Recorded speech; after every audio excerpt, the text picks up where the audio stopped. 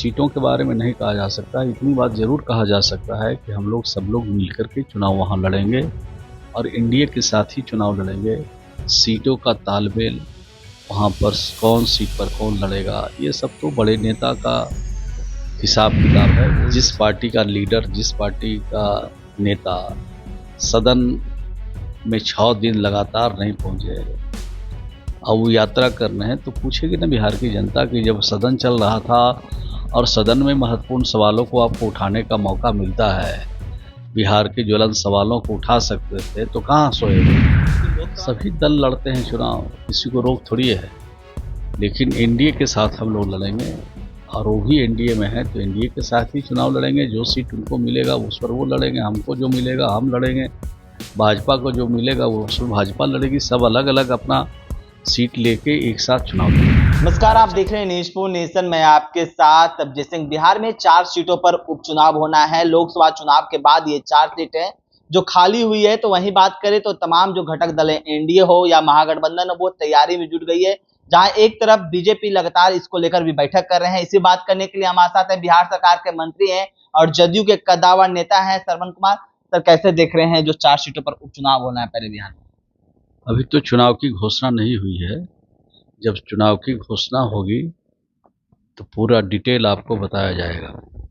और 4 सीट पर जो चुनाव बिहार में होने वाले हैं, चारों सीट पर एनडीए चुनाव लड़ेगा और वहाँ पर पूरी मजबूती के साथ लड़ा जाएगा और चुनाव परिणाम भी एनडीए के पक्ष में आएगा। लेकिन देखा जाए कि पिछले बार जो 1 सीट पर उपचुनाव हुई रुपौली, वो आप लोगों को हार करना पड़ा, निर्दलीय वहां से उम्मीदवार। उसकी समीक्षा की गई है, कहीं चूक हुआ है तो चूक की समीक्षा की गई। आगे जो भी चुनाव होंगे उसमें कोई चूक नहीं हो, उसकी पूरी तैयारी, उसकी पूरी रणनीति बनाई गई है। जहां पर 4 सीटों पर जो चुनाव होना है, जो 2020 की बात करें तो बेलागंज में जदयू ने लड़ाई थी, लेकिन वहां पे हार का सामना करना पड़ा। इस बार उपचुनाव में क्या परिणाम माने? पहले की परिस्थिति और आज की परिस्थिति बेहतर है। दोनों परिस्थितियों का मूल्यांकन करके काम किया जा रहा है और बिहार की जनता आशान्वित है। बिहार की जनता चाहती है कि हमारी तरक्की हो, विकास हो और भारत सरकार ने विशेष तौर पर जो धन राशि उपलब्ध कराई है बिहार को,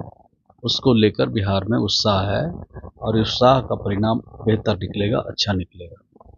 एनडीए की बात करें तो पशुपति कुमार पारस भी एनडीए के घटक दल हैं और 1 सीट आप लोग इस मांग कर रहे हैं कि एनडीए हम पर 1 सीट दे। तरारी 2020 में हम लोग लड़े थे, तरारी सीट है जो हम लोग को चाहिए, तो क्या लगता है एनडीए देंगे? वो तो सभी दल के बड़े नेता बैठेंगे, मिल बैठ के फैसला लेंगे कि कौन सीट पर जेडीयू लड़ेगा, कौन सीट पर भाजपा लड़ेगी, कौन सीट पर और गठबंधन के पार्टियां लड़ेगी। वो सब मिल बैठ कर के बड़े नेता तय करेंगे। वो बहुत बड़ा इशू नहीं है, वो सब मिल बैठ के हल हो जाएगा। झारखंड के चुनाव की तैयारी अब कहीं ना कहीं जदयू जोर शोर से लग रही है। सरयू राय को भी आपने पिछले दिन अपने पार्टी में शामिल किया, तो क्या लगता है क्या रणनीति बन रही है झारखंड में? सरयू राय जी आए हैं, उनका हम स्वागत करते हैं और सरयू जी के आने से हमारी पार्टी में मजबूती बढ़ेगी, हमारे पार्टी के संगठन में भी मजबूती बढ़ेगी और आने वाले जो चुनाव होंगे और वहाँ हम लोग एनडीए के साथ चुनाव लड़ेंगे, उसमें भी अच्छा रिजल्ट आएगा उनके आने से। क्या लगता है जदयू कितने सीटों पर तैयारी कर रही है वहाँ झारखंड में? क्या लगता है? अभी तो सीटों के बारे में नहीं कहा जा सकता, इतनी बात ज़रूर कहा जा सकता है कि हम लोग सब लोग मिलकर के चुनाव वहाँ लड़ेंगे और एनडीए के साथ ही चुनाव लड़ेंगे।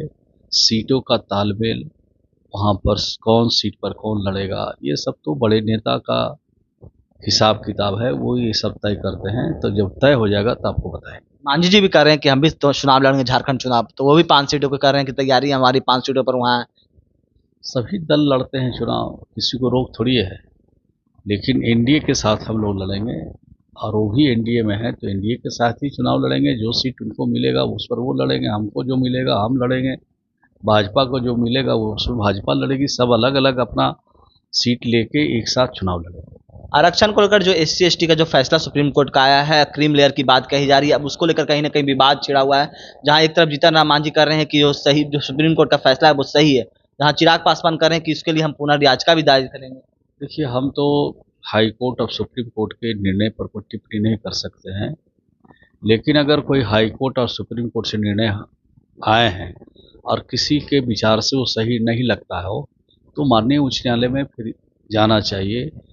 न्यायालय पर कोई टिप्पणी किया जाना श्रेयस्कर नहीं है। जो आरक्षण में आरक्षण की बात कही गई वो क्या लगता है, सही है? नहीं, वो तो न्यायालय का निर्णय है, न्यायालय के निर्णय पर टिप्पणी नहीं किया जा सकता है। और न्यायालय से ही दरखास्त किया जा सकता है कि अगर किसी के हिसाब से ठीक नहीं लगता है तो न्यायालय में जाके इन चीज़ों को रख सकते हैं। जैसे बिहार की सरकार ने जो आरक्षण बिहार में बढ़ाया था, तो बढ़ने के बाद हाई कोर्ट ने उस पर रोक लगा दिया। हाई कोर्ट ने कहा सही नहीं है, तो सुप्रीम कोर्ट सरकार गई है। तो सुप्रीम कोर्ट से जो फैसला आएगा उस पर हम लोग काम करेंगे, अमल करेंगे। तो न्यायालय के निर्णय पर कोई टिप्पणी नहीं किया जा सकता है। तेजस्वी यादव फिर से बिहार यात्रा पर निकलने वाले हैं, बिहार को जनता के बीच में जाएंगे। कौन मना कर रहा है किन्हीं? जिनको यात्रा करना है, जिनको घूमना है, देश में घूमे, विदेश में घूमे।